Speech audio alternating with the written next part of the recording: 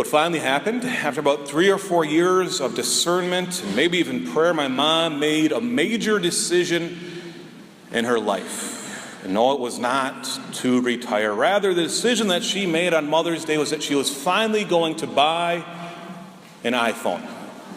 Now, I know it doesn't sound like a big deal to you, but in my family, this is a huge deal. The last 3 or 4 years, everyone in my family has been telling my mom to buy an iPhone, except for one person, me. So I said, Mom, do you want an iPhone or do you need an iPhone? Well, Alex, I want one. Great, if you want one, get one, but I don't need one. I said, then don't get one. So it was up to her. But on Mother's Day, finally it happened. She said, did you get that text message from Mark? The one where, he got his face all busted up playing rugby. I go, yeah, I got the picture. She goes, well, I didn't get it on my phone. It doesn't show up. I said, Mom, I think your phone is broken. She goes, really? Yeah. What should I do? Well, you're probably up for a new phone. Maybe you should get an iPhone. She said, I think I will. She's very happy about this. She says, Mom, I can go with you tomorrow. It's Monday. It's my off day. I can go with you. No, I can handle it myself, she says to me. Great, Mom. Go ahead and go and get an iPhone. Tell you exactly what type you need. An iPhone 5, maybe a 5C, 16 gigabytes. You should be fine. Writes it all down. So I call her the next night, and I call her cell phone. I think she'd be excited to answer the iPhone she got. And there's no answer. All right, fine. So I called the home phone, the landline. She still has one. So I call that, and sure enough, she answers right away. I go, Mom, did you get an iPhone? Yep. Did you hear it ringing? I just called it. Nope. How's the iPhone, Mom? Well, my mom says, well, for a long time, there's something wrong, right? I go, what's wrong, Mom? She goes, well, I really don't know how to turn the volume up or down at all. So when you called, I couldn't hear it. I just didn't know what was happening. I said, Mom, here it is. I didn't say here it is because I wasn't there, but I said, it's a notch right here, left-hand side, up and down. She goes, Alex, I have no idea what you're talking about. So I said, Mom, do you want me to come? I can drive over to West St. Paul. It's not a problem. I can go over and help you. And there's silence. And she goes, no, I'm fine. No, you're not. You're not fine. You don't know what you're doing. I'm thinking. I said, Mom, it would not be a problem. I can go and help you. I want to. No, Sarah's coming home later tonight. She can show me and everything I need. I go, great, Mom. Let me know if you have any questions. Give me a call. Do you know how to make a call on your phone? I'll use the landline, she says. Great. Sounds good. So a week later, it's Sunday. Last Sunday, I go home and I visit my mom. I go, Mom, how's it going? It's good. I go, how's your phone? She goes, it's great. I'm able to call people. I'm able to text message people. I even took a picture. I go, what else did you do with it? Nothing. Mom, you have a smartphone. It's supposed to help you with the calendar, email, Temple Run, Angry Birds, all these other things. And yet, that's all you use it for.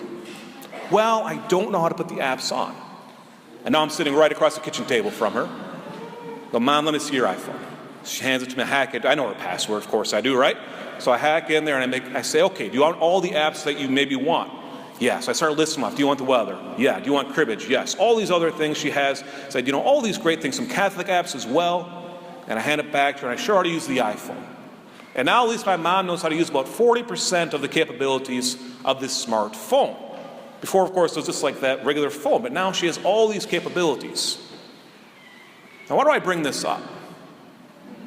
Because in a certain sense, I see us as human beings like a smartphone. We have all these capabilities. We have all these gifts that God has given us. Yet do we use our full capabilities? No, of course not. How much do we use? 5, 10, 15, 20%? And God knows this, and so he says, you know what? I'm going to offer my help. I'm going to help you. If we're like the iPhone, then the Holy Spirit is the advocate, the helper, saying, I am here to unlock all these great things going on inside of you. But all you need to do is say, you know what? I need your help. Everything you've given me, God, I know there's an immense amount of talents inside of me. I know that I have gifts from the Holy Spirit. And we do. Each and every one of us. But we have to be open to the Holy Spirit working inside of us to unlock these gifts, to unlock these talents. Otherwise, we're wasting what God has bestowed upon us. We hear in the second reading today from the letter of St. Paul to Corinthians, he says, to each individual, the manifestation of the Spirit has been given to us for some benefit. Not just to the apostles. God did not just bestow the Holy Spirit down upon the apostles. No, to each and every one of us. You and I have received gifts and talents from God. And that you are created for a specific reason for this world. For the benefit, yes, of God, for the glorification of Him, but also for everyone else around us.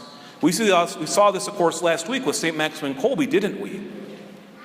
The simple priest living in Poland who gave up his life. And now how much has been gained because of that?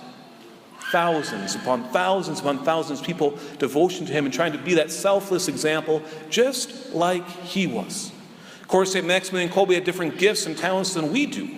St. Paul says that there are different kinds of spiritual gifts, but the same Spirit. Have you ever thought about this before? That you have unique talents? That God has created you the way you are for a reason. Not to be upset about it like, oh, I wish I was like that person. If I only had this, if I only had this, if I only had this. Rather, we must be, but what has God given me? And maybe we can acknowledge some of the talents and gifts that God has given us. But I guarantee that there are gifts and talents inside of us we don't even know about because we're afraid to ask. We're afraid to go to the Holy Spirit and say, God, unlock in me my full capabilities. Everything I want to be unlocked so I may use it for what? Not for prideful things. People may say, ooh, look at that person. Look at all the great things they're doing. Rather, so they may be used to the benefit of others. Going back to the smartphone analogy, it's great to have one of these things. But if all I use it for is a bookmark or a doorstop or a voice recorder, I'm not using it to its full capabilities. The same with us. What do we use our gifts and talents for? Of course, we all function. We all are basic human beings. We all can breathe. We all can sleep. Some of you may have been sleeping right now. We can do all of these things. We can eat and we can pray. But we can do more than this. We are called to do more than this. God is calling you. Yes, you. Not just the person sitting to the right of you. Not just the person sitting 2 rows in front of you. Not just the priest. All of us. He is calling us to do great things. And He has bestowed the Spirit down upon us. And so what we must do is we must go to Him. We must go to the Holy Spirit and say, come, Holy Spirit, come. Come, Holy Spirit, come. Come into my soul. Come into my being. Unlock those things that I have oppressed. Let the manifestation of the Spirit come out in me so I may truly be who you created me to be, to my full capability. Not just this hidden version, not just this simple version, but the version you desire, which is what? Living for you alone and taking my gifts and my talents and the treasures that you have given me, yes, for the benefit of you, but for the benefit of others. And when we do this, then we truly will see the Holy Spirit not just coming upon you and your family, but upon our parish as well, upon the world. And so we go to God on this Pentecost Sunday, and we say, come, Holy Spirit, come, and lock in us all the gifts, all the talents that you have bestowed down upon us.